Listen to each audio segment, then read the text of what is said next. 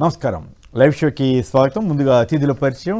Doctor సాకే శైలజానాథ్ గారు, శాసనసభ మాజీ సభ్యులు, మాజీ మంత్రివర్యులు, వైఎస్ఆర్ కాంగ్రెస్ పార్టీ సీనియర్ నేత, గతంలో అనేక సందర్భాల్లో గళం విప్పిన ప్రముఖులు. శ్రీ ఇంద్రనీల్ గారు, ప్రముఖ విశ్లేషకులు, రాజకీయ వ్యూహకర్త. ముందుగా కొన్ని ఆసక్తికరమైన వీడియోలు చూద్దాం. 3,30,000 crores. In 2 years TDP is in power. They have borrowed more than 3,36,000 crores. This is the reply from the parliament. This is not what I am talking, sir. So what is happening? Where are they going to get the money for Amaravati? And sir, what is more glaring? I am going to come to Mr. Ramesh's topic. What is more glaring, sir? I will give you an example, sir. In Delhi, in New Delhi, the MP quarters of the government buildings is costing 4,000 by the PWD. Sir, the material cost is high here. Sir, I want the house to have, please listen to this important point. It is costing 4,000 per SFT.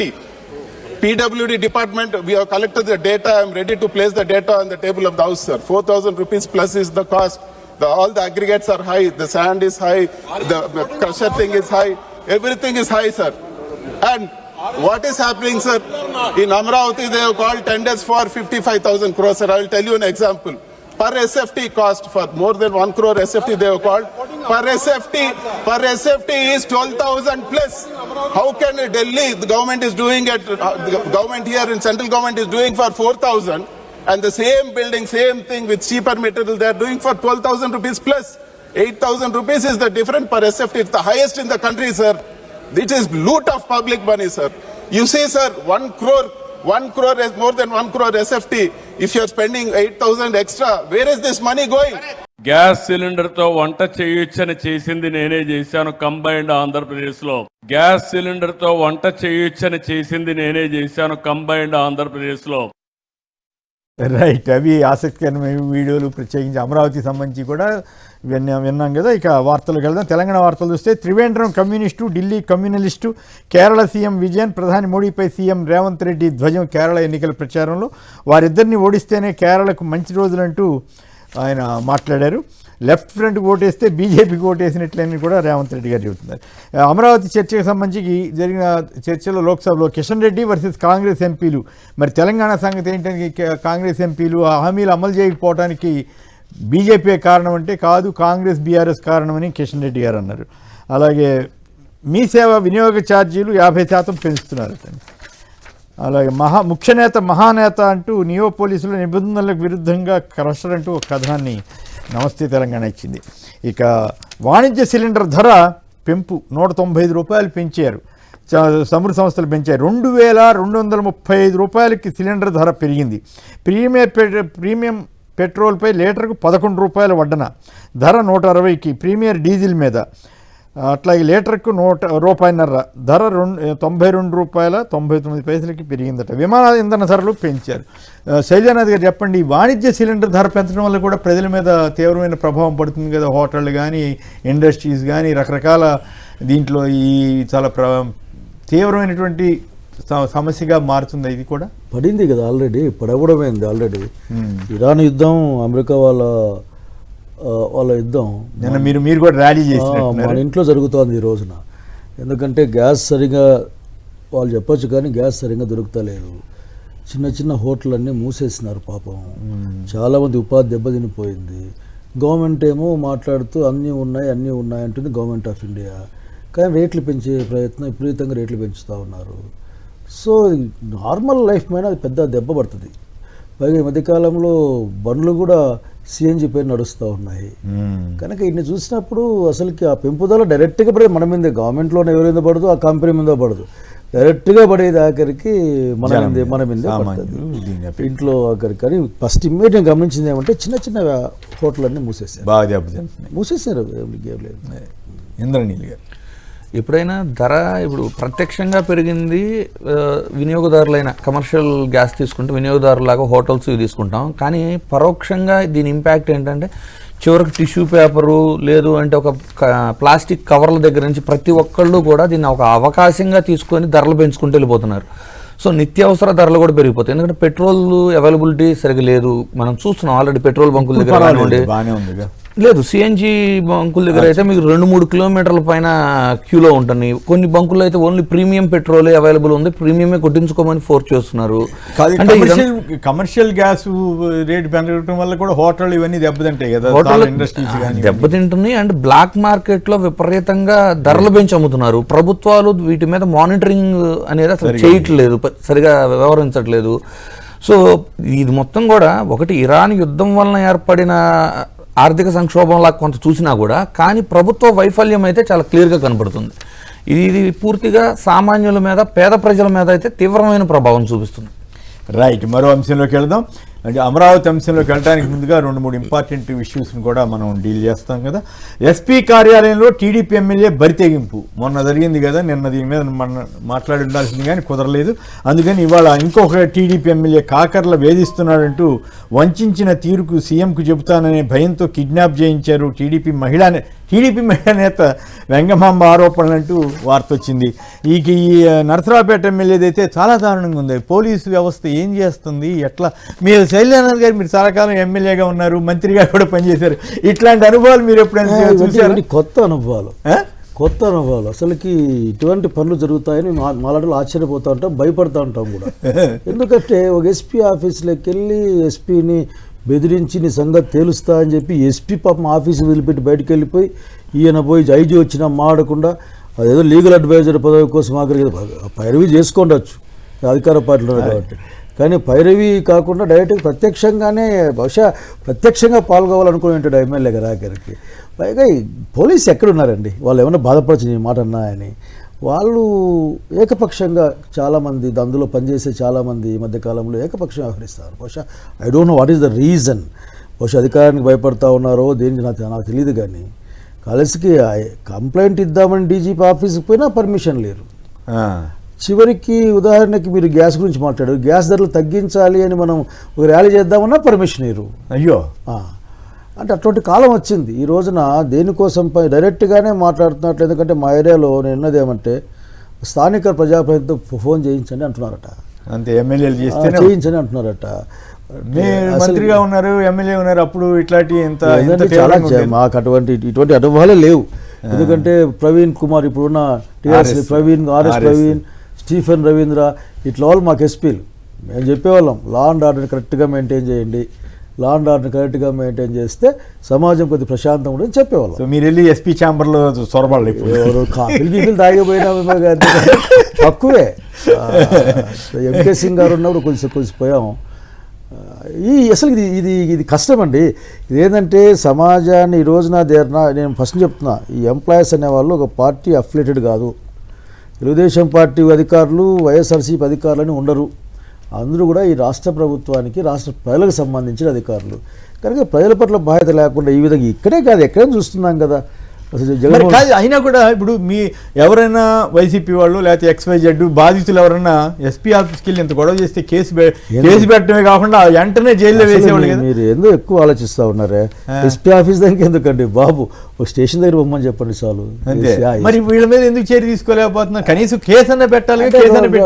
అంటే ఏదో వాళ్ళు ఏదో complaint చేస్తారని అనుకుంటా ఉన్నారట. ఎందుకంటే ఇంకెవరు దిక్కు లేదు కాబట్టి ఆ కేంద్ర ప్రభుత్వానికి కంప్లైంట్ చేద్దామని అనుకుంటున్నారు ఎస్పీలు అంతా. కాకపోతే ఇక్కడ పోలీస్ వ్యవస్థ అంత బలహీన పడిపోయిందా ఏపీలో? అంతే కదా, దానికి మీకు అనుమానం ఎందుకు? మీకు ధర్మంగా వ్యవహరించడం అనేది ధర్మానికి కూడా పారామీటర్స్ మారాయి. ఎట్లా? ఇంతకుముందు ధర్మం అంటే అందరికీ సమధర్మం అని ఉండేది. ఇప్పుడు ఎవరు అధికారంలో ఉంటే వాళ్ళ ధర్మం అనే విధంగా మరి ఎక్కువ అయిపోయింది. సరే, అధికారంలో ఉన్నారు కాబట్టి 10% ఉంటుంది. కాదు, పోలీసు ఉన్నతాధికారులే ఈ రకంగా టీడీపీ ఎమ్మెల్యేలు దౌర్జన్యానికి గురైతే మరి మామూలు పోలీసు ఎస్ఐలు, కానిస్టేబుల్ వాళ్ళ పరిస్థితి ఏంటి? మా సిఏ, ఐజీ గారే మాట్లాడలేకపోయారు, డీజీపీ గారే మాట్లాడలేకపోతున్నారు, ఇక మాదే ఉందనుకోరా? ఎందుకు అనుకోరు? అట్లా అనుకోవాలనే కదా. ఓహో, అట్లా అనుకోవాలి, అట్లా అనుకోవాలనే కదా. ఇప్పుడు చంద్రబాబు గారు నేను అడ్మినిస్ట్రేటర్ని ఇదని కథ చెప్తుంటారు కదా. మరి ఆయన అడ్మినిస్ట్రేషన్ చాలా మారింది ఈ రోజున. అడ్మినిస్ట్రేషన్ నాకేం కనపడడం లేదు. చంద్రబాబు గారు అసలు ఒరిజినల్గా అప్పట్లో ఒక 10-20 ఏళ్ళ కింద నేను చూసినప్పుడు అధికారులు భయపడేవారు. ఇప్పుడు అధికారులు భయపడ్డంలే, పో అంటున్నారు. ఊరికి ఆయన వచ్చిన అవస్థ పెడతా ఉన్నారు. చంద్రబాబు నాయుడు గారికి కూడా తెలుసు ఈ విధంగా జరుగుతూ ఉంది అని. అసలు ఎమ్మెల్యేని కంట్రోల్ చేసుకునే శక్తి లేదో లేకపోతే వినడం లేదో లేదంటే ఇదే పాలసీ అనుకుంటున్నారేమో తెలియదు కానీ ఇది సమాజానికి నష్టం, ఇదంతే, ఇంకేది ప్రజలందరికీ నష్టం అంతే. రైట్. ఇంద్రనీల్ గారు, వైఎస్ఆర్సీపీ అధికారంలో ఉన్నప్పుడు నిష్పక్షపాతంగా పనిచేసిన పోలీస్ అధికారులను సైతం ఒక పార్టీ ముద్ర వేసేసి, అంటే అధికారులు ఇప్పుడు శైలజానాథ్ గారు చెప్పినట్లు ప్రభుత్వానికి పనిచేస్తున్నారు, వాళ్ళు ప్రభుత్వ ఉద్యోగులు, అంతేగాని వైఎస్ఆర్సీపీ ఉద్యోగులు లేదు టీడీపీ ఉద్యోగులు ఇలా ఉండదు. కానీ అలాంటి ముద్ర వేసి వాళ్ళని ఇప్పుడు వాళ్ళ మీద జరుగుతున్న వేధింపులు చూసిన తర్వాత, అంటే ఈ రెడ్ బుక్ రాజ్యాంగం అని ఏదైతే కొత్తగా తీసుకొచ్చారో ఇది కేవలం వైఎస్ఆర్సీపీ నాయకులు కార్యకర్తలే కాదు, ప్రభుత్వ ఉద్యోగుల మీద కూడా మేము చూపించగలము అని పోలీసుల్లో చాలామందిని ఇప్పటికీ వీఆర్లో ఉంచి, అంటే చాలామందికి అసలు పోస్టింగ్ ఇవ్వాలి, చాలా హై పొజిషన్లో ఉన్నవాళ్ళు దగ్గర 200 మంది వరకు సిఐ క్యాడర్ పైన వాళ్ళే వీఆర్లో ఉంచేశారు.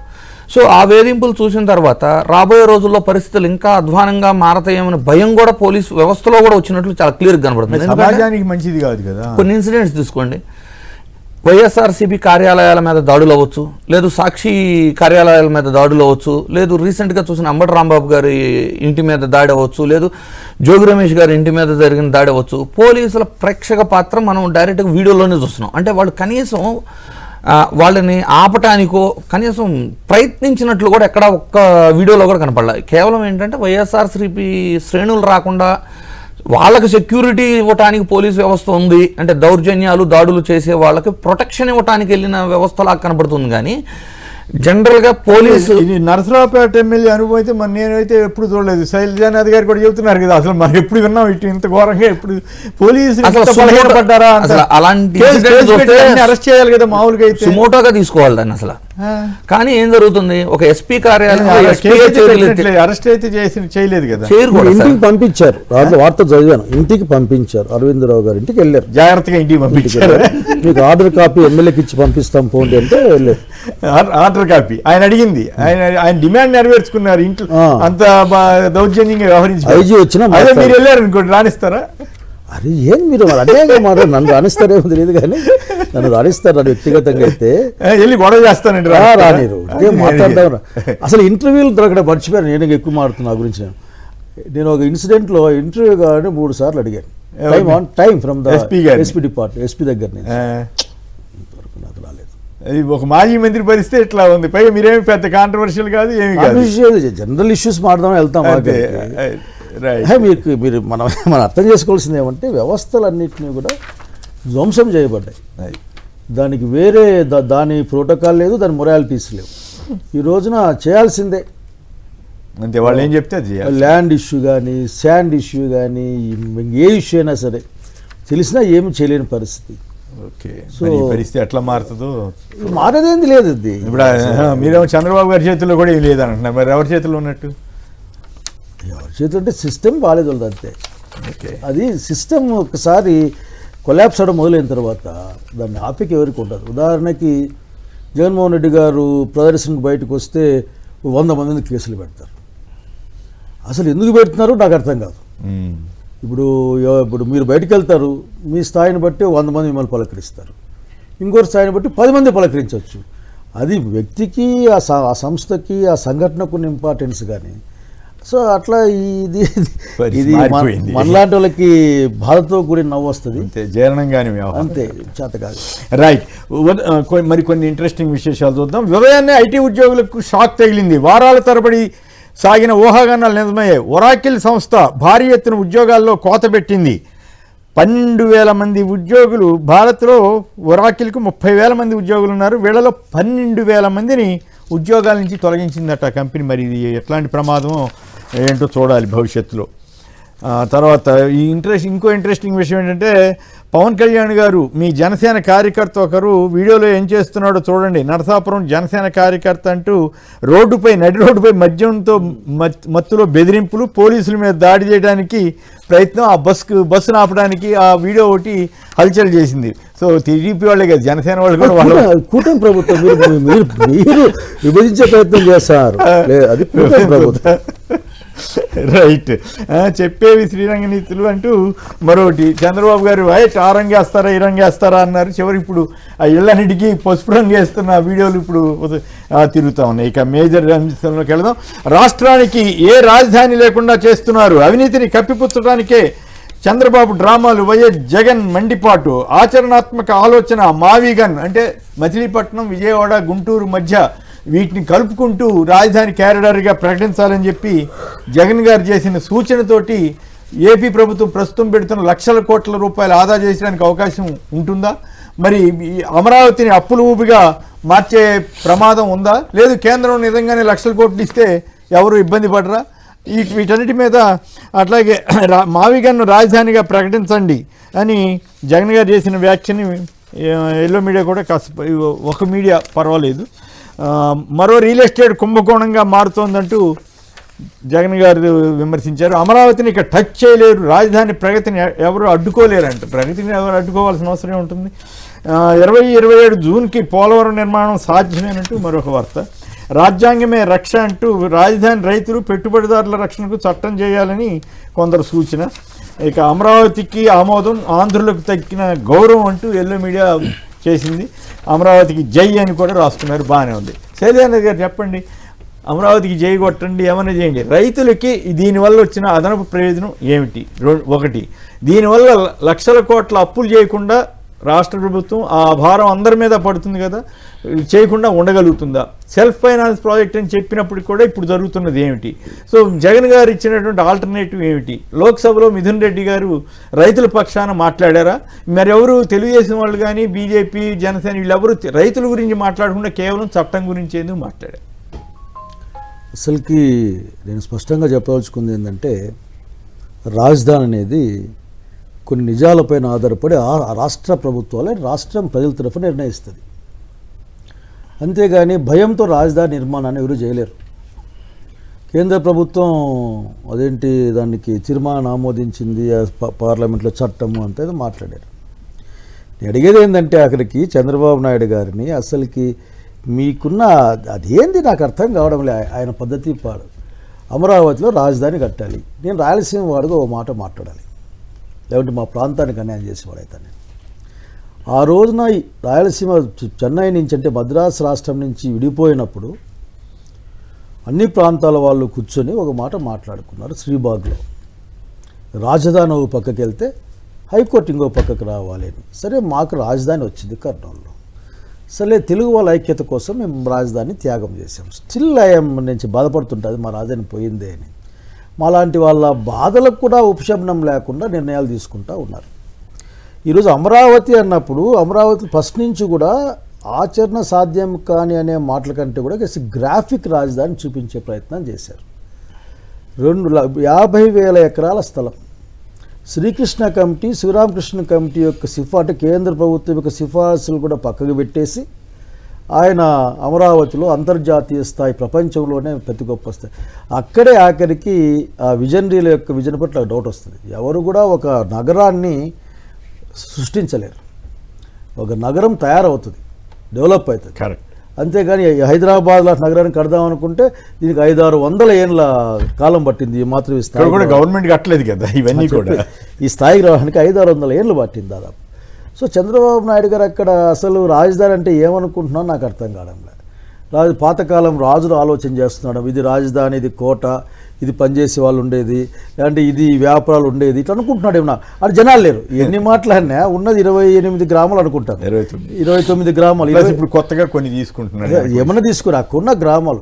నేను రెగ్యులర్గా వెళ్తుంటాను కదా, ఎప్పుడన్నా మధ్యలో ఆకలి వేస్తే తిండి దొరకదు, లేకపోతే టీ తాగుతుంటే టీ దొరకదు. అది వాస్తవ విషయం. ఇప్పటికి కూడా రాజధానిలో అన్ని వేల ఎకరాలని అతను తీసుకోవడంలోనే దాని వెనక ఏదో ఒక దురాలోచన ఉందని రాయలసీమ వాళ్ళు అనుకుంటూ ఉంటాం. కాబట్టి ఈరోజు ఆయన 1,00,000 కోట్ల రూపాయలు ఖర్చు పెట్టి ఏం చేస్తారట, అక్కడ దాన్ని డెవలప్ చేస్తారట. ఏంటి, డ్రైన్లు, గీన్లు, రోడ్లు, ఈడ్లు, అంటే ప్రైవేట్ లేఅవుట్లన్నిటికీ లేఅవుట్లా. నేను అడిగేది ఏంటంటే ఆఖరికి గవర్నమెంట్ ఆ భూములను తీసుకుండొచ్చు, కాంపెన్సేషన్ కట్టి ఉండొచ్చు. అట్లా కాకుండా వాళ్ళు డెవలప్డ్ ప్లాట్లు ఇస్తాయని వాగుల్లో వంకల్లో ఇచ్చే ప్రయత్నం, వాళ్ళకు కూడా సంతృప్తే. పైగా ఒక పెద్ద హోటల్ ఏదో మనం కడతాడని చెప్పేది విన్న పేపర్. జనాలు లేకపోతే పెద్ద హోటల్లో ఎవరు దిగుతారు అక్కడికాడ? ఊరికనే ప్రైవేటు వ్యాపారాలు చేసే కొద్దిమంది విద్యా సంస్థలు వాళ్ళకి వీళ్ళకి ఉపయోగపడుతుందేమో కానీ కనుక చంద్రబాబు నాయుడు యొక్క ఆలోచనలోనే తప్పు ఉందని నా అభిప్రాయం. అమరావతి ఎక్కడ అమరావతి అదే ఆ మూల ఆడే ఉంటుంది. అమరావతి పేరు బాగానే ఉంది, పెట్టుకున్నట్లున్నారు అక్కడ. ఈరోజు జగన్మోహన్ రెడ్డి గారు ఒక ప్రపోజల్ చేశారు. నాకైతే అది మంచిది అనిపిస్తుంది. ఎందుకు అనిపిస్తుంది అంటే హైవే మీద ఉంటుంది, గట్టి నేలల మీద ఉంటుంది, కన్స్ట్రక్షన్ కాస్ట్ 14,000 స్క్వేర్ ఫీట్కో లేకపోతే 12,000 స్క్వేర్ ఫీట్కో పోదు, 4,000 5,000 వస్తుంది. మీరు ఈ మాట అన్నారు కాబట్టి ఒక ఇంట్రెస్టింగ్ వీడియో ఒకటి చూశాను నేను. వైఎన్ఆర్ జర్నలిస్ట్ అని చెబుతున్నాడు, చంద్రబాబు గారి ఇంటికి పునాదులు తవ్వటంతో విపరీతంగా 20 అడుగుల్లోనూ ఎంతో వాటర్ వచ్చేసి చాలా ఇబ్బంది అయిందని ఆయన చెబుతున్నాడు. సమాచారం వైఎన్ఆర్ యొక్క అబ్జర్వేషన్ మనము గుర్తిస్తూనే మీరు ఓపికంటే తగ్గితే సాయంత్రం కల్లా బాయపడుతున్నారు. మీకు ఓపికంటే 10 అడుగులు ఇల్లు రావడం మొదలు పడతాయి. అసలుకి అసలుకి అక్కడ పునాదికి 20-30 కింది పోలని చెప్పారు కదా. అసలుకి మీకు అది మీ అనుభవం అడుగుతున్నాయి. ఏ ఊరైనా నీళ్లు కొట్టేయడం కోసం ప్రత్యేక బడ్జెట్ పెట్టుకున్న ఊరు అదే చూశారు. గుంతల్లో నుంచి నీళ్లు పంపించేందుకోసం ప్రత్యేక బడ్జెట్, దాన్ని గర్వంగా ప్రకటిస్తారు నారాయణ గారు. నేనేమంటాయంటే చంద్రబాబు నాయుడు గారి ఆలోచన అది వ్యాపారానికి జరిగిన ఆలోచన. ఇక్కడ హైటెక్ సిటీ దగ్గర బిల్డింగ్ ఏదో కట్టినప్పుడు ప్రైవేట్ వాళ్ళ దగ్గర జరిగినప్పటికీ అక్కడ చేసే ప్రయత్నం. అందులో కూడా నేను ఎప్పుడు అడుగుతుంటా, ఈ 50,000 ఎకరాల్లో అక్కడ ఒకసారి మాకు వైట్ పేపర్ ఇవ్వండి, ఎవరెవరికి బెనిఫిషరీస్. ఎందుకంటే ఆయన చెప్పినట్లు సెల్ఫ్ ఫైనాన్స్డ్ సస్టైన్డ్ క్యాపిటల్ కాదు. ఇప్పటికే మా అందరి పేర్ల మీద దాదాపు 50,000 కోట్ల దాకా అప్పు తెచ్చాడు, 45-47 కోట్లు అప్పు తెచ్చాడు. మా అందరి మీద, నీ మీద, నా మీద, మీరు లేదేమో హైదరాబాద్ ఉంటారు, మా అందరి మీద అప్పు తెచ్చారు. కనుక రాయలసీమ లాంటి కష్టమైన ప్రాంతం మా మీద కూడా అప్పు ఉంది. చెప్పండి మాకు. అదేంది లేకుండా మీరు కూర్చొని ఒక రోడ్డు వేసేకి గవర్నమెంట్ ఆఫ్ ఇండియా 20 కోట్లు 25 కోట్లతో కిలోమీటర్ వేస్తే నేను 50 కోట్లు తెస్తున్నావు. అసలు ఎవరు ఇచ్చారు మీకు? అని 50 కోట్లు కాదు, నేను జగన్ గారు చెబుతున్నాను, ఒక కిలోమీటర్ 170 కోట్లు కూడా అవుతుందండి కొన్ని ఏరియాలో. అయ్యచ్చు. బట్ యావరేజ్ మీద అది తెలుసు నాకున్న నా బ్రెయిన్లోని సమాచారం 50-60 కోట్లు అవుతుంది అని. అయ్యో అసలు 20 కోట్లకు పని అవుతుంది కదా. అవును, మళ్ళీ 20 కోట్లకి 50 అయినా 1.5 టైం ఎక్కువ. ఇంకా 100-20 అయితే ఇంకా లెక్కలు వేసుకో. అంటే ఏంది ఇది? అంటే నీకేదో ఒక కోరిక కలిగి ఆ కోరికలో మీ యొక్క ఏం ప్రయోజనం ఆశిస్తున్నారో నాకు తెలియదు, కానీ దానికోసం ప్రజల డబ్బుల్ని ఖర్చు పెట్టి అంతా అదేంతనేమో నల్లరేగడి నేలలు. అవును, అదే ఇష్యూ. నల్లరేగడి నేలలు. నేను మా ఇల్లు కూడా నల్లరేగడి నేలలో ఉంటుంది, అనంతపూర్లో రేగడి భూమిలో ఉంటుంది. ఇప్పుడు 3 సార్లు ఫ్లోరింగ్ మార్పించిన. ఎందుకంటే అది కాలక్రమేణా 10-15 ఏళ్ళకు బండలు పగిలిపోతాయి. అవును, మళ్ళీ కొత్తగా వేయించాలి. మాలాంటి చిన్న ఇంట్లోనే పరిస్థితి ఉంటే ఇంకా అంత పెద్ద బిల్డింగ్ల పరిస్థితి ఏంటి? ఫిఫా టవర్లో కట్టాల్సిందే వీళ్ళు, ఇంకా అక్కడికి ఒరిగిపోతున్న భవనాలు కట్టాల్సిందే. రాఫ్ టెక్నాలజీ అనేది పెట్టామని మామూలు టెక్నాలజీతో ఆ మంగళగిరో విజయవాడ గుంటూరు ఆ పక్కన కడితే గవర్నమెంట్ ల్యాండ్స్ 20-30 వేల ఎకరాల ల్యాండ్స్ ఉన్నాయి అక్కడ. కడితే మామూలు టెక్నాలజీతోనే మన వాళ్ళు కట్టేస్తారు కదా. మరి ఇప్పుడు ఈ అప్పుల వ్యవహారం ఎట్లా తేలుతుంది? ఇంకా నిజానికి జగన్ గారు చాలా గౌరవంగా మాట్లాడినాడు, చాలా తక్కువ చేసి మాట్లాడినాడు. చంద్రబాబు గారే 4 లక్షల కోట్లు కావాలన్నారు. ఈయన మీరు చెప్పిన ఆయన చంద్రబాబు గారు తర్వాత ఎకరానికి 2 లక్షల కోట్లు, ఎకరానికి 2 కోట్లు చొప్పున 2 లక్షల కోట్లు అవుతుంది మీరు చెప్పిన లెక్క ప్రకారం. ఈ 2 లక్షల కోట్లు ఎక్కడి నుంచి తెస్తారు? ఎవరు భరించాలి ఈ అప్పు అంతా? అమరావతి అప్పుల ఊపిగా మార్చకుండా అంటే కేంద్రం ఏమైనా డబ్బులు ఇస్తుందా? ఎందుకు ఇస్తుందంటే మీరు పోలే అన్యాయంగా మాట్లాడుతున్నారు.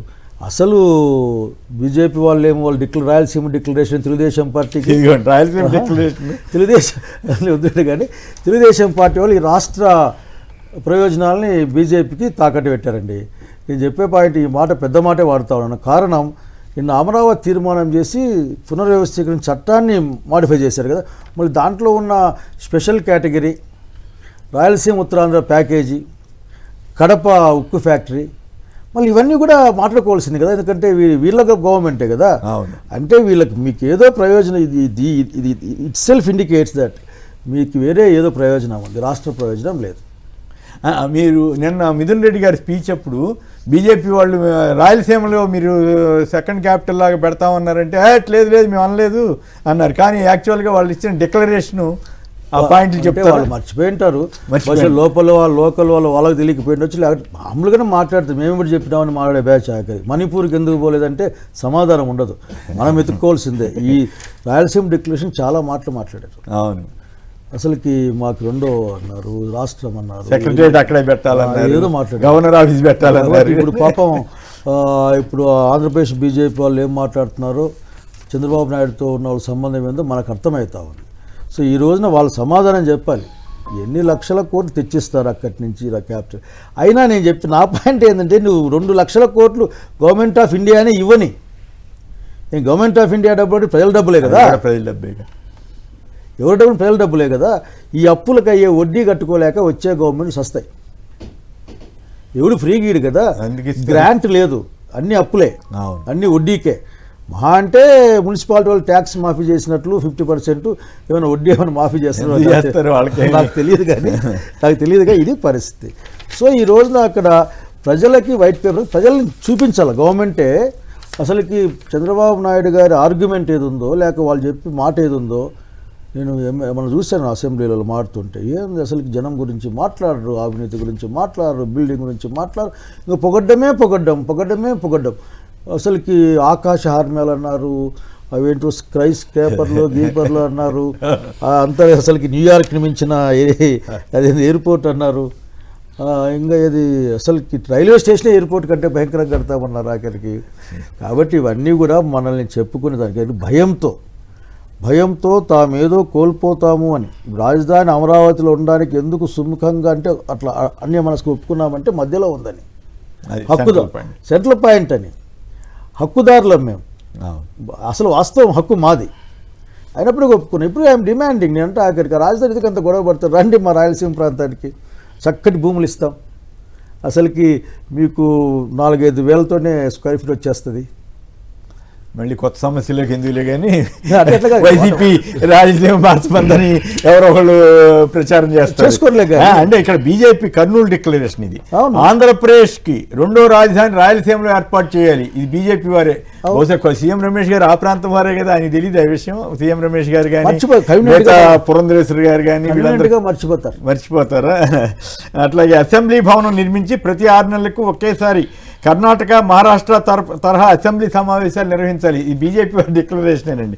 సెక్రటేరియట్ తదితర కొన్ని శాఖల భవనాలు ఏర్పాటు చేయాలి, గవర్నర్ తాత్కాలిక విడిదికి నివాసం ఏర్పాటు చేయాలి, రాయలసీమలో హైకోర్టు ఏర్పాటు చేయాలి, రాష్ట్ర ప్రభుత్వం వెంటనే ప్రకటించాలి, ప్రస్తుతం ఏర్పాటు చేయబడుతున్న తాత్కాలిక హైకోర్టు సైతం రాయలసీమలోనే ఏర్పాటు చేయాలి, రాయలసీమకు ప్రభుత్వం ఇచ్చిన హామీ మేరకు 2018-19లో జనాభా ప్రాతిపదికన బడ్జెట్లో నిధులు కేటాయించాలి. సో ఈ రకంగా రాయలసీమకు సంబంధించి డిక్లరేషన్ బీజేపీ ఇచ్చింది. ఇప్పుడు దాన్ని అభిప్రాయం మేము అసలు ఏం చేయలేదని కొందరు చెబుతున్నారు. బహుశా అప్పుడు తెలుగుదేశంలో ఉండుంటారు. ఇంటర్నెట్ కాలం కదండి, ఇప్పుడు ఎవరు కొట్టుకున్నా వస్తుంది.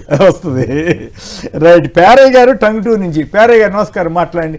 సో అమరావతి వరకు ఎవరికి అభ్యంతరం లేదు కానీ, బట్ ఇన్ని లక్షల కోట్లు అప్పులు చేసి ప్రజల మీద రుద్దటం కానీ ఇదంతా కరెక్టేనా అన్న ప్రశ్నకి మీరేం సమాధానం ఇస్తారు? సార్ నమస్తే అండి, మీకు పెద్దలకి. అమరావతి గురించి చెప్పాలంటే, అమరావతి నవరాత్రులు అని పెట్టారు సార్. 9 రాత్రులు 9 పగులు అయితే గానీ ఈ యొక్క అవినీతిని గురించి చెప్పుకోవడానికి మీరు పెట్టే గంట లేకపోతే అర్ధగంట చాలదు. ఓకే. ఇప్పుడు పార్లమెంట్ కట్టడానికి 970 కోట్లు, 888 మంది ఆశీనులు కావడానికి అంత పెద్ద బిల్డింగ్ కడితే, అమరావతిలో కేవలం అసెంబ్లీ కట్టడానికి 1470 కోట్లు వాళ్ళు కేటాయించారంటే దీని మీద ఎంత జరుగుతా ఉందో ఒకసారి ఆలోచించండి. ఇంకొకటి ఏంటంటే, ఇప్పుడు శివరామకృష్ణ చెప్పింది 4 పాయింట్లు చెప్పారు సార్. వాళ్ళు ఈ యొక్క సారవంతమైన భూముల్లో అమరావతిని నిర్మించడానికి వీలు లేదు. అది 91 లక్షల టన్నుల కూరగాయలు ఆకుకూరలు కూడా ఉత్పత్తి చేసేది కాబట్టి రాష్ట్రం కూడా సంక్షోభంలో పడుతుందని చెప్పారు. ఇంకొకటి వినుకొండ దొరకొండ క్యారిడార్ ను కలుపుకొని ఇటు బందరు వరకు, ఇప్పుడు నిన్న జగన్ గారు చెప్పినట్టుగా ఈ మొత్తాన్ని కూడా నాగార్జున యూనివర్సిటీ మీదుగా కానీ తీసుకుంటే మనకు 1,50,000 కోట్లు కూడా మిగులుతాయి సార్. మిగులుతాయి. మరి ఆ విషయం మరి గౌరవ ప్రధాని మోడీ గారు ఇస్తే జనం మీద భారం లేకుండా ఇస్తే ఓకే, కానీ మరి మోడీ గారు, చంద్రబాబు గారు కలిసి, పవన్ కళ్యాణ్ గారు వీళ్ళందరూ కలిసి ఈ రకంగా మరి ఆంధ్రప్రదేశ్ ప్రజల మీద భారం మోపుతున్నారా లేక సదుపాయం కలిగిస్తున్నారా? ఒక లైన్ రాసేస్తే, చట్టంలో రాసేసినంత మాత్రం రైతులకి ఏం ఒరుగుతుంది లేదా ప్రజలకి ఏం ఒరుగుతుంది? అప్పులు లేకుండా అప్పులు తీసుకొస్తాం వల్ల అనేది కూడా ఆలోచించాలి. రైట్. జయప్రకాష్ గారు విజయవాడ నుంచి. జయప్రకాష్ గారు నమస్కారం, మాట్లాడండి. సార్ గుడ్ మార్నింగ్ అండి. నమస్తే.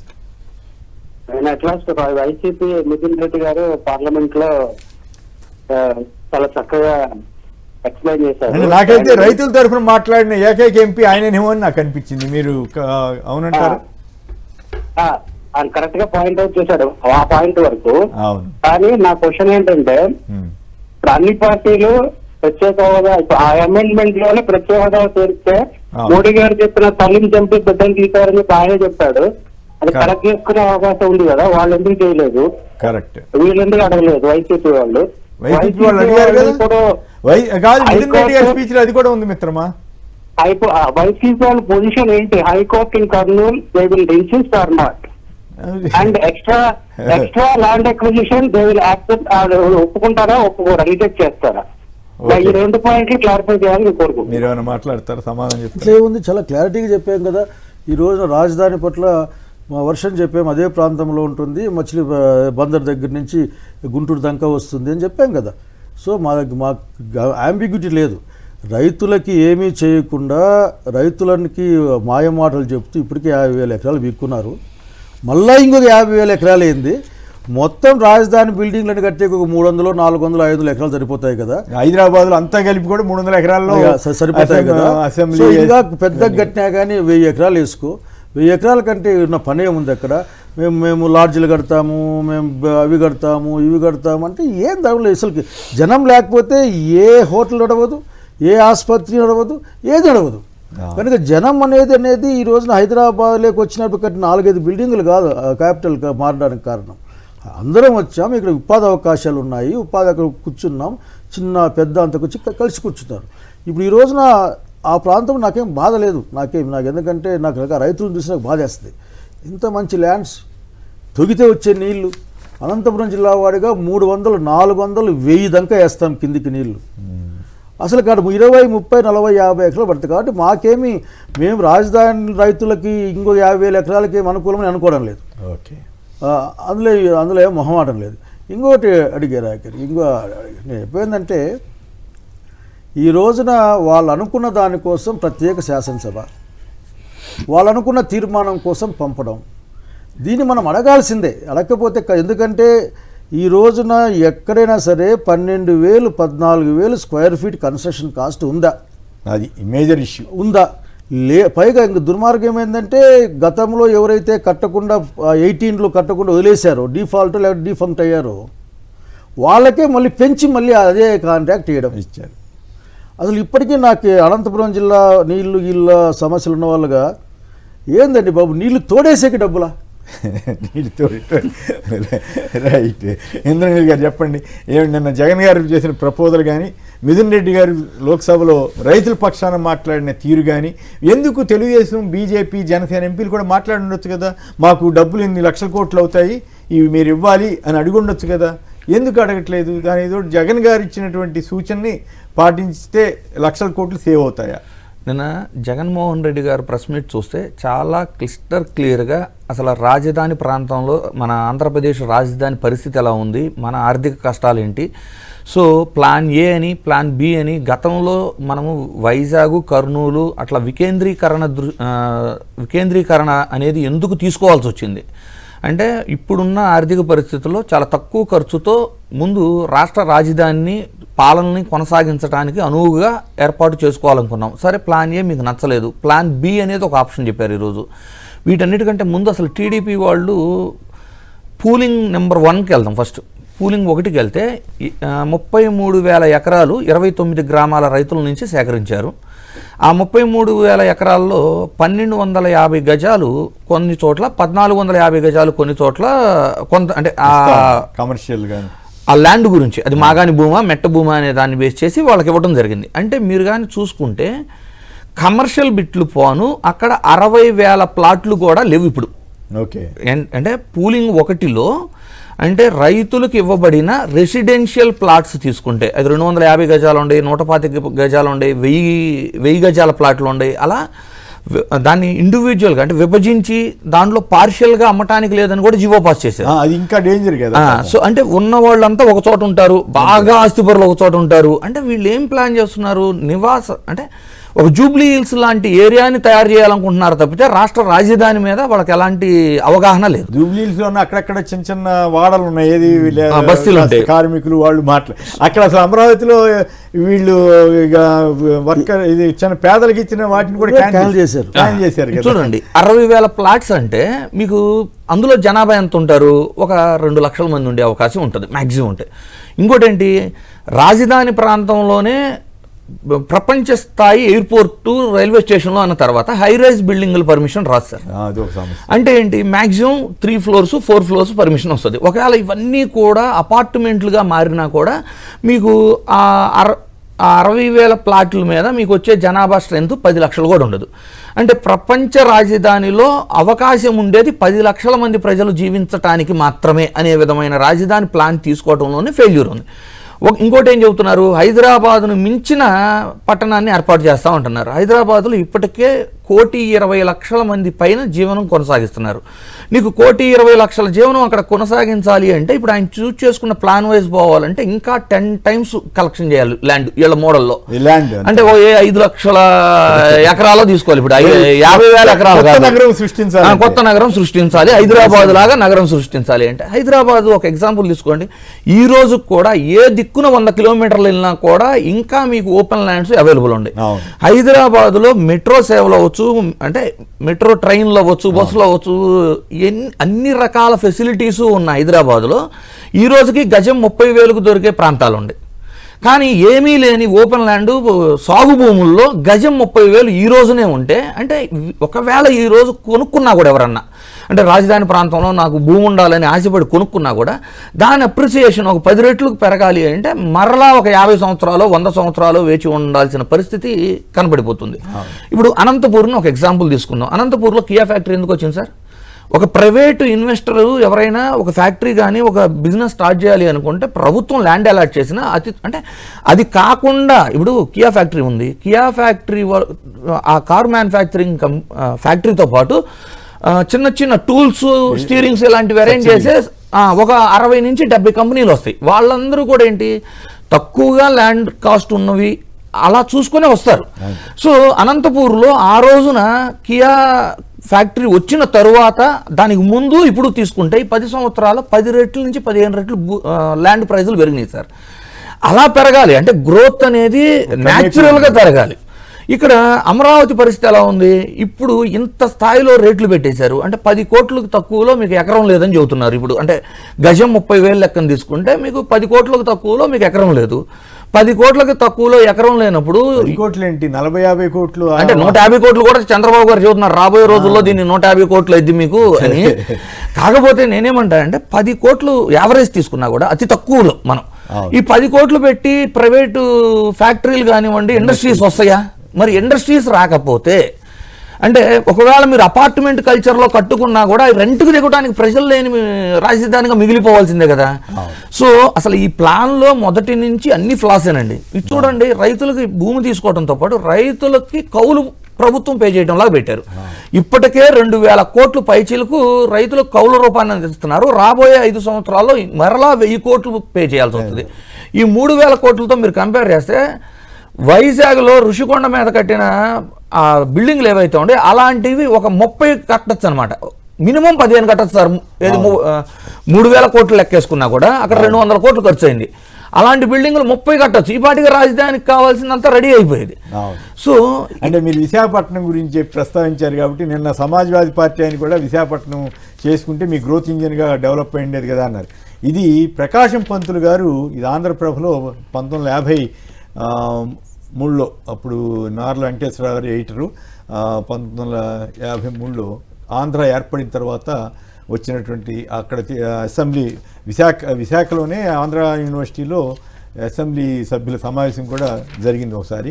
ఆంధ్ర శాశ్వత రాజధాని సమస్యపై ఓటింగ్ 1956 ఏప్రిల్ నాటికి విశాఖపట్నంలోనే శాశ్వత రాజధాని అని చెప్పి దాని మీద రొక్కం లక్ష్మీ నరసింహ గారి సవరణకు అనుకూలంగా 61 ఓట్లు, ప్రతికూలంగా 58 ఓట్లు, తటస్థంగా 25 మంది వ్యవహరించారు. అంటే ఆ రోజున కూడా ప్రకాశం పంతులు గారి లాంటి గొప్ప నాయకులు విశాఖపట్నం యొక్క దాన్ని ఏమంటాము దాని కెపాసిటీని అర్థం చేసుకుని ప్రపోజ్ చేసి ఉండాలి. సో ఆ తర్వాత హైదరాబాద్ మారటం ఇవన్నీ కూడా అదంతా వేరే చరిత్ర అనమాట. సో ఈ చరిత్ర ఏం కాదండి, నష్టపోయిన వాళ్ళ గురించి కూడా జాలి పడండి మీరు. ఆఖరికి మా రాయలసీమ వాళ్ళం క్యాపిటల్ నష్టపోయింది. నేను దాని గురించి అనట్లేదు. ఇంకొక పాయింట్ సార్, రాజధాని విషయంలో ఇప్పుడు విజయవాడ కార్పొరేషన్ ఉంది కదా, విజయవాడ కార్పొరేషన్ ని గ్రేటర్ పరిధులు పెంచాలి అనే పదే ప్రపోజల్ వస్తుంటే దాని విషయంలో మాత్రం ఎలాంటి డెసిషన్ పెంచట్లేదు. ఎందుకంటే పెంచితే డెఫినెట్లీ వాటికి ఖర్చులు అంటే డెవలప్మెంట్ కి ఫండ్స్ శాంక్షన్ చేయాలి. ఏదన్నా డెవలప్ చేయాలంటే అమరావతి మీద ఫోకస్ చేస్తున్నారు కానీ విజయవాడ కార్పొరేషన్ పరిధులు పెంచడం కానివ్వండి, దానికి ఫండ్స్ శాంక్షన్ చేయడం కానివ్వండి, జగన్మోహన్ రెడ్డి గారు అధికారంలో ఉన్నప్పుడు రిటైనింగ్ వాల్ అవ్వచ్చు, ఫ్లైఓవర్లు అవ్వచ్చు, లేదు అంటే విజయవాడ కార్పొరేషన్ లో జరిగిన వర్కులు మీరు చూసుకోవచ్చు. ఇప్పుడు కూడా west bypass road 90% Jaganmohan Reddy గారే కంప్లీట్ చేశారు సార్. ఇంకోటి గుర్తుపెట్టుకోవాల్సింది ఏంటంటే అతి క్లిష్టమైన పోర్షన్ ఏంటి, నది మీద కట్టాల్సిన పోర్షన్ కూడా జగన్మోహన్ రెడ్డి గారే కంప్లీట్ చేశారు. ఇప్పుడు అదే విజయవాడ కార్పొరేషన్లో బకాయిలు 200 కోట్లు ఉండే సార్ కాంట్రాక్టర్లకు. ప్రతిరోజు కార్పొరేషన్ చుట్టూ తిరుగుతున్నారు వీళ్ళు. పక్కనే ఉన్న విజయవాడలో 20 లక్షల మంది ప్రజలు, అంటే గ్రేటర్ విజయవాడ పరిధి మనం తీసుకుంటే 20 లక్షల మంది ప్రజలు అక్కడ జీవనం కొనసాగిస్తుంటే అక్కడ ఎలాంటి ప్రోగ్రామ్స్ కానీ కనీసం బేసిక్ నీడ్స్ ఇక్కడ 50,000 కోట్లు టెండర్లు పిలుస్తున్నారు. మళ్ళీ ఇప్పుడు చూడండి, ఇప్పుడు కొత్తగా ప్రపోజల్ పెట్టిన రాజధానిలో కూడా విజయవాడని ఇంక్లూడ్ చేయట్లా. ఎంత వివక్ష ఇది! ఇప్పుడు ఈ విజయవాడని, గుంటూరుని, మచిలీపట్నాన్ని ఇంక్లూడ్ చేయమన్నారని. మీకు ఇంట్రెస్టింగ్ విషయం చెప్తాను, నాది కూడా ఆ ప్రాంతమే. అక్కడ అమరావతిలో 29 గ్రామాలే అన్నప్పుడు ఆ విజయవాడకి అటువైపు ఉన్న గన్నవరం ఆ ఏరియాలో మొత్తం రియల్ ఎస్టేట్ అంతా ఫస్ట్ ఇక్కడ ఒక పాయింట్ గుర్తు చేయాలండి. అసెంబ్లీలో చంద్రబాబు నాయుడు రాజధాని గురించి మాట్లాడినప్పుడు విజయవాడలో రాజధాని పెడుతున్నానని చెప్పాడు. అప్పుడు విజయవాడ పరిసరాలు అన్నారు. విజయవాడ పరిసరాలు డిస్టిక్కే మారిపోయింది కదా, మొత్తం గుంటూరుకి వెళ్ళి డిస్టిక్ మారిపోయింది కదా. సో విజయవాడ వాళ్ళకి సమానం చెప్పుకోవాలి. విజయవాడ పరిసరాలు చెప్పాలి. విజయవాడ కాదు, ఇటు గుంటూరు కాదు, ఈ రెండు మధ్యలో ఇది అంటే అటు లోపలికి తీసుకెళ్తున్నారు. అదే జగన్ గారు చెప్పినట్టు నాగార్జున యూనివర్సిటీ పక్కన మీరు ఇందాక చెప్పినట్టు మరి ఆ సలహాలు వినే పరిస్థితి మరి గవర్నమెంట్లో లేదో ఏమో. ఒకసారి అంబటి రామకృష్ణ యాదవ్ గారు పిసిసి ప్రధాన కార్యదర్శి లైన్లో ఉన్నారు. రామకృష్ణ గారు నమస్కారం, మాట్లాడండి. నమస్కారం సార్. పెద్దలు సైంజానాథ్ గారికి అట్లాగే ఇంద్రనీల్ గారికి, సాక్షి నమస్తే సార్. ఇవాళ సరే నిన్న చట్టం సవరణ చేశారు. మొట్టమొదటి క్వశ్చన్ అసలు చంద్రబాబు నాయుడు గారికి కానీ భారతీయ జనతా పార్టీకి కానీ నిన్న సవరణ చేసిన చట్టం పట్ల వాళ్ళ గౌరవం ఉందా లేదా అనేది మొట్టమొదటి ప్రశ్న. ఆ చట్టం పట్ల గౌరవమే కానీ ఉంటుంటే నిన్న కాంగ్రెస్ పార్టీగా మేము లేవనెత్తిన అంశాలు మొత్తం చట్టంలో ఏదైతే అంశాలు ఉన్నాయో అది అమలు చేసేదానికి నిన్న ఒక్కరంటే ఒక్కరు తెలుగుదేశం వాళ్ళు కానీ భారతీయ జనతా పార్టీ ఆంధ్రప్రదేశ్ సంబంధించిన వాళ్ళు ఒక్క ప్రశ్న కూడా దాని గురించి కేంద్ర ప్రభుత్వాన్ని కోరకపోవటం. అదేవిధంగా కేంద్ర ప్రభుత్వమే ఈ నిధులు సమకూర్చాలి అని కాంగ్రెస్ పార్టీగా నేను మాట్లాడితే పురంధరేశ్వరి గారు సమాధానం చెప్తున్నారు. ఏమని 1500 కోట్లు కేంద్రం ఇచ్చేసింది, అద్భుతమైన సహాయం అందించేసింది అమరావతి నిర్మాణానికి. ఇక మిగతాది ఏంటి, హడ్కో రుణాలు, ప్రపంచ బ్యాంక్ నుంచి రుణాలు, ఏషియా డెవలప్మెంట్ బ్యాంక్ నుంచి రుణాలు తెచ్చుకోవడానికి మోడీ గారు ఫెసిలిటేట్ చేశారు. కాబట్టి మోడీ గారు అద్భుతం, చంద్రబాబు నాయుడు గారు జిందాబాద్. ఏది రుణాలు తెచ్చుకోవడానికి. ఇవాళ అమరావతి అనే ప్రాంతంలో మీరు గవర్నర్ బంగ్లా లేకపోతే అసెంబ్లీ, ఎమ్మెల్యేలు ఉండటానికి క్వార్టర్స్ కట్టడాన్ని మేము వ్యతిరేకించట్లా. కానీ లక్షల కోట్ల డబ్బు తీసుకెళ్లి సార్ ఒకసారి ఇమాజిన్ చేయండి, ఇదే లక్షల కోట్ల డబ్బు గనక రాష్ట్రంలో ఉన్న ప్రాజెక్టుల మీద పెడితే ఇవాళ సైంజనాథ్ గారు అక్కడ కూర్చొని మా రాయలసీమ పరిస్థితి ఏంటి, మా ప్రాజెక్టుల పరిస్థితి ఏంటి, మా ప్రజల పరిస్థితి ఏంటి అని అడగాల్సిన పరిస్థితి రాదు కదా. పైగా ఇవాళ ఆరోగ్యశ్రీ సేవలు కూడా బంద్ అయినట్టే కదా, ఇవాళ బంద్ అయినాయి. తర్వాత అసలు ఈ విభజనవాదాన్ని ఈ ప్రజల మధ్య చిచ్చుని గందరగోళాన్ని సృష్టించింది భారతీయ జనతా పార్టీ కదా. అటువంటి భారతీయ జనతా పార్టీ నిన్న అక్కడ వేదాలు మాట్లాడుతూ ఉంటే దాని గురించి ఏం చెప్పాలి? ఇవాళ అదే విధంగా ఒక్క కాంగ్రెస్ పార్టీయే కాదు సార్, విభజన చట్టంలోని అంశాలు అమలు చేయమని నిన్న పార్లమెంట్ లో ఇండియా కూటమికి సంబంధించిన సమాజ్వాదీ పార్టీ కావచ్చు, అదే ఉద్ధవ్ ఠాక్రేకి సంబంధించిన శివసేన కావచ్చు, వీళ్ళందరూ కూడా మాట్లాడడం జరిగింది. అమరావతి రైతుల గురించి సమాజ్వాదీ పార్టీకి సంబంధించిన ధర్మేంద్ర యాదవ్ గారు మాట్లాడడం జరిగింది. ఈ మాటలకు వేటికి రైతుల గురించి కానీ, అక్కడ పెట్టబోయే నిధుల అప్పుల గురించి కానీ, అది ఎప్పటికీ డెవలప్ చేస్తారు, ఎట్లా డెవలప్ చేస్తారు అనే విషయం కానీ ఇదేది మాట్లాడుకోకుండా జిందాబాదులు కొట్టుకొని చప్పట్లు కొట్టడం వల్ల చట్టం పట్ల గౌరవం లేని చంద్రబాబు నాయుడు గారు కానీ, చట్టం పట్ల గౌరవం లేని భారతీయ జనతా పార్టీ కానీ సాధించింది ఏంటి అనేది అర్థం కాని అయోమయమైన ప్రశ్న సార్. ఇంకొక విషయం సార్, ఒక్క విషయం సార్, చట్టం చేశారు ఓకే, చట్టం చేశారు ఓకే. ఇవాళ మీరు చెప్పినట్టు ఇందా కర్ణాటకలోనో, మహారాష్ట్రలోనో, కాశ్మీర్ లోనో రెండో అసెంబ్లీ, రెండో సెక్రటేరియట్ ఇటువంటివి జరుగుతా ఉన్నాయి కదా సార్. ఈ చట్టానికి సంబంధం లేదు, అది వచ్చి అటువంటి పెట్టుకొని సమతుల్యత సాధిస్తామంటే ఏ చట్టం అడ్డుపడుద్ది? లేని అధికారాన్ని కేంద్ర ప్రభుత్వానికి కట్టబట్టి అక్కడ ఉన్న రైతుల్ని నమ్మించి రెండవ దశ భూ సేకరణ కోసం ఆ రైతుల్ని నమ్మించే ప్రయత్నమే కదా. మొదటి దశ రైతులేమో మోసపోయామని గోల పెడుతున్నారు, రెండో దశ నుంచి సేకరించి ఆ రైతులను ఏం చేద్దామనే దాని గురించి సమాధానం లేదు కదా. రైట్, ఓకే అండి, థ్యాంక్ యూ. ఇక గ్యాస్ తంట, కట్టెల మంట, ఆశ్రమ పాఠశాలలో వీటన్నిటిలో కూడా కట్టెలు తీసుకొచ్చి వండలేక ఇబ్బంది పడుతున్నారు. ఆగిన ఆరోగ్యశ్రీ, మధ్యాహ్న భోజనంలో బల్లిపడిందట, గురుకులంలో ఎలుకలట, మహా రియల్ ఎస్టేట్ కుంభకోణం అని నిన్న మిథున్ రెడ్డి గారు లోక్సభలో పెట్టారు. ఆయుష్ స్థలం వర్మకంట, కాకినాడలో ఆయనకి ఎమ్మెల్సీ పదవి ఇవ్వలేదు కదా, దానికి ప్రతిగా ఆయుష్కు సంబంధించిన స్థలం ఇచ్చారట.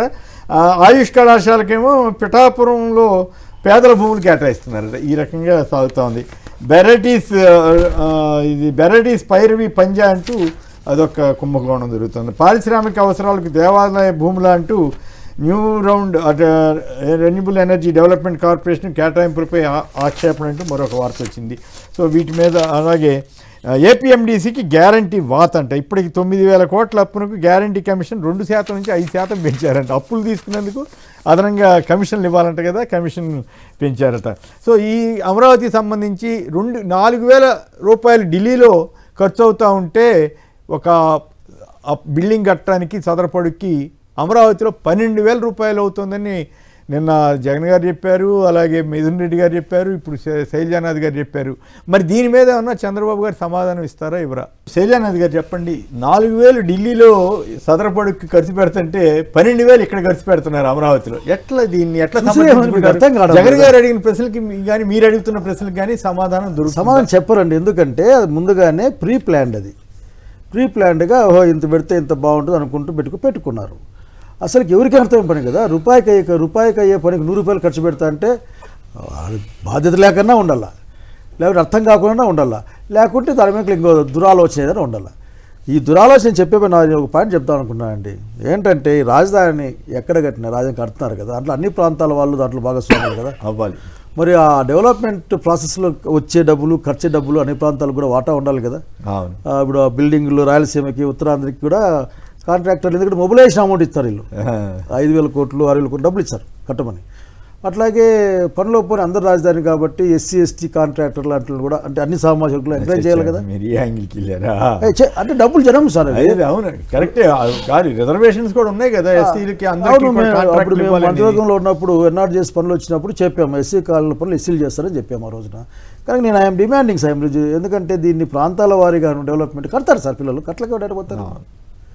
ఇప్పుడు ఎవరో వచ్చి కట్టంగా లేనిది లైన్లు అడ్డం వస్తాయి, హై టెన్షన్ లైన్లు అడ్డం వస్తాయి అని తెలియకుండా ప్లాన్ గీసిన వానికంటే 1,470 కోట్లు దానికి వాడికంటే ఇల్లు కట్టే మా మేస్త్రి పేరు కదా సార్, బాగా కడతారు. సో ఇది ప్రజలకు సమాధానం చెప్పాలి సార్, చెప్పాలి. చెప్పాలి. ఆ డబ్బులకు బాధ్యులు వీళ్ళు ఎవరు కాదు సార్. ఒకవేళ అటువంటి కట్టడమే ఎవరైనా ప్రైవేట్ కట్టరు కదా. కాబట్టి ప్రజల ధనాన్ని, ఎందుకంటే క్యాపిటల్ 2 లక్షల కోట్లు, 4 లక్షల కోట్లు, 5 లక్షల కోట్లు ఎన్నెన్నో మాట్లాడుతూ ఉన్నారు. సార్ చెప్పిన దాని ప్రకారం ఇంకొక 5 లక్షల ఎకరాలంటే ఆఖరికి రాష్ట్రం అంతా అమ్మేసి అడబెట్టినా కానీ అయ్యే పని కాదు. సో రాష్ట్ర ప్రభుత్వం రాజధాని పట్ల అన్ని ప్రాంతాల ప్రజలకు జవాబుదారు ఉండాలి. ఆ నిధుల ఫ్లో కూడా అన్ని ప్రాంతాలకి పోవాలి సార్. రైట్, మీరేమంటారు? ఈ 4,000 12,000 ఈ తేడాని కానీ జగన్ గారు అడిగిన ప్రశ్నలకు సమాధానం కానీ ఆ మావిగన్ అన్న దాని మీద అభిప్రాయం కానీ చెప్పే అవకాశం ఉందా చంద్రబాబు గారు? అసలు మీ వైసీపీ నాయకులు అడుగుతున్న ప్రశ్నలకు సమాధానం చెప్తారా? మీరు జగన్మోహన్ రెడ్డి గారు వారానికి ఒక ప్రెస్ మీట్ పెట్టి విత్ స్టాట్స్ ప్రూఫ్స్ జీవోలు పట్టుకొని మాట్లాడుతున్నారు. ఇప్పటిదాకా ఏమన్నా చంద్రబాబు గారు రెస్పాండ్ అయ్యారు? అవ్వలేదు కదా. సో ఇది ఆశించడం కూడా అంటే వేస్ట్. అసలు ఆయన ఏం రెస్పాండ్ అవ్వరు. ఎప్పుడైనా ఎదురు ఆరోపణ ఆల్రెడీ ఇప్పుడు దాకా జరుగుతున్న ఇన్సిడెంట్స్ కి డిఫెన్స్ లో పడిపోయి మౌనమే ఆన్సర్ లాగా ఫీల్ అవుతున్నారు వాళ్ళు. ఇంకా వాళ్ళు ఏం చేయగలరు? ఈ అసెంబ్లీ సమావేశాలలాగా ఏదన్నా ఏర్పాటు చేసుకొని ఎంతసేపు జగన్ అమరావతికి వ్యతిరేకము, విద్వేషం ఇలా రెచ్చగొట్టే మాటలు మాట్లాడి ప్రజలని ఇప్పుడు చూడండి. పూలింగ్ ఫేజ్ 2 అన్నారు. ఫేజ్ 2 అంటే వాళ్ళు ఏమడుగుతున్నారు? ఫేజ్ 1లో మీరు ఏం చేశారో మాకు చూపించండి. రెండోది ఏంటంటే జగన్మోహన్ రెడ్డి గారు వస్తే అసలు ఇక్కడే ఉంచుతారా లేదా అది కూడా మాకు అనుమానం ఉంది. కాబట్టి మీరు అసలు ఇదే రాజధానిని ప్రూవ్ చేసుకోండి అంటే ఆల్ ఆఫ్ సడన్ అసెంబ్లీ తీర్మానం అన్నారు. అసలు అసెంబ్లీ తీర్మానానికి ఎంత విలువ ఉంది? ఇప్పుడు నిన్నగాక మొన్న తెలంగాణలో ఇరాన్ యుద్ధం ఆపాలని అసెంబ్లీ తీర్మానం చేశారు. మనకి ఆంధ్రప్రదేశ్లో బోయ కమ్యూనిటీకి ఎస్టీ రిజర్వేషన్ కల్పించాలని 2 సార్లు అసెంబ్లీ తీర్మానాలు చేస్తున్నాము. వైజాగ్ స్టీల్ ప్లాంట్ ప్రైవేటీకరణ ఆపాలని అసెంబ్లీ తీర్మానాలు చేస్తున్నాము. కేంద్రానికి లేఖలు పంపాము. ఇవన్నీ జరిగినాయా? వాళ్ళు కేంద్రం వాళ్ళకి ఇది ఖర్చు లేని పని కాబట్టి ఒక లైన్ కలిపేసారు. అంటే డబ్బులు ఇస్తామని ఎక్కడ హామీ ఇవ్వలేదు. బీజేపీ ఎంపీ కానీ తెలుగుదేశం ఎంపీ కానీ ఎవరు అడగల.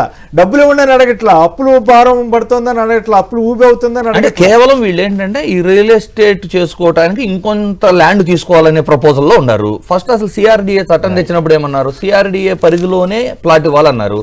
ఇప్పుడు ఈ పరిధి పెరిగినప్పుడు అంటే పూల్ 1లో ఇచ్చారు చూడండి ఫస్ట్ ఫేజ్ లో. వాళ్ళకి పరిధి పెరిగిన తర్వాత సిఆర్డిఏ పరిధి పెరిగిందని ఇంకెక్కడైనా ఇవ్వచ్చు కదా. అంటే ఫస్ట్ ఫేజ్ లో భూములు ఇచ్చిన వాళ్ళకి ఇంకా మీరు ప్లాట్లు ఇవ్వలేని పరిస్థితిలో ఉన్నప్పుడు శైలజానాథ్ గారు అడిగినట్లు ముందు అసలు ఎవరికి ఎక్కడ అలాట్ చేశారు? ప్రైవేట్ వాళ్ళకి ఎక్కడ ఇస్తున్నారా? నేషనల్ గవర్నమెంట్ ఇన్స్టిట్యూషన్స్కి ఇస్తున్నారా? మీరు మీ ప్లాన్ ఏంటి? ఎవరికి అలాట్మెంట్లు అయినాయి? శ్వేతపత్రం రిలీజ్ చేయాలి కదా, అది రిలీజ్ చేయరు. ఇట్లా జవాబులు అయితే ఇక్కడ ఏంటంటే రైతులను మోసం చేయటం కోసం ఇది ఒక డైవర్షన్ డ్రామా స్టార్ట్ చేశారు. ఇప్పుడు జార్ఖండ్ లేదు ఉత్తరాఖండ్, ఉత్తరాంచల్ వీటికి ఏమన్నా కేంద్ర ప్రభుత్వం ఆమోదంతో రాజధాని ప్లాన్ చేసుకున్నారా? కోట్లు కూడా అక్కడేం ఖర్చు పెట్టలేదు కదా. విభజన మరి ఆంధ్ర ప్రజలు ఇష్టపడి అప్పులు ఊపిలోకి వెళ్ళటానికి సిద్ధపడతారా? లేక ప్రజలు ప్రభుత్వాన్ని నిలదీసి అయ్యా ఎందుకు ఇన్ని అప్పులు తీసుకొస్తున్నారు, ఎంత మేరకు ప్రజలకు ఉపయోగపడుతుంది అనేది సరే మీరంతా చెప్తున్నట్టుగా ఏదో మసిపూసి మారేడికాయ చేయటం లేదు, అబ్బో ఏదో జరిగిపోద్దని ఇంప్రెషన్ ఇవ్వటం కాదు. వాస్తవంగా ఈ అప్పులన్నీ తీర్చే పరిస్థితి ఎట్లా వస్తుంది ఏమిటనే దాని మీద స్పష్టమైనటువంటి జవాబు ఇవ్వగలిగిన రోజున అప్పుడు చంద్రబాబు గారి వాదనకు కానీ లేదా ఆయనకి మద్దతు ఇస్తున్న బీజేపీ వారికి కానీ వారు బీజేపీ వారి డిక్లరేషన్ మర్చిపోయినప్పటికి కూడా అప్పుడప్పుడు గుర్తు చేస్తుంటారు కాబట్టి వాటన్నిటికీ సమాధానం చెప్పాలి. అయితే అమరావతిని ఎవరూ వ్యతిరేకించట్లేదు కానీ బట్ ఈ రకమైనటువంటి 4,000 రూపాయలు ఉన్నదాన్ని 12,000 రూపాయలకి 4,000 రూపాయలు ఢిల్లీలోనే ఖర్చు అవుతుంటే ఇక్కడ 12,000 ఒక చదరపాటుకు ఖర్చు పెట్టడం కానీ ఇవన్నీ కూడా ఖచ్చితంగా విమర్శన అర్హత ఉన్నటువంటి అంశాలు అవుతాయి. మరి వీటికి సమాధానం చెప్పగలిగితే మంచిది. శైలజానాథ్ గారు, ఇంద్రనీల్ గారు, అంబటి రామకృష్ణ యాదవ్ గారు అందరికీ ధన్యవాదాలు. ఇది నేటి చర్చా కార్యక్రమం. నమస్కారం.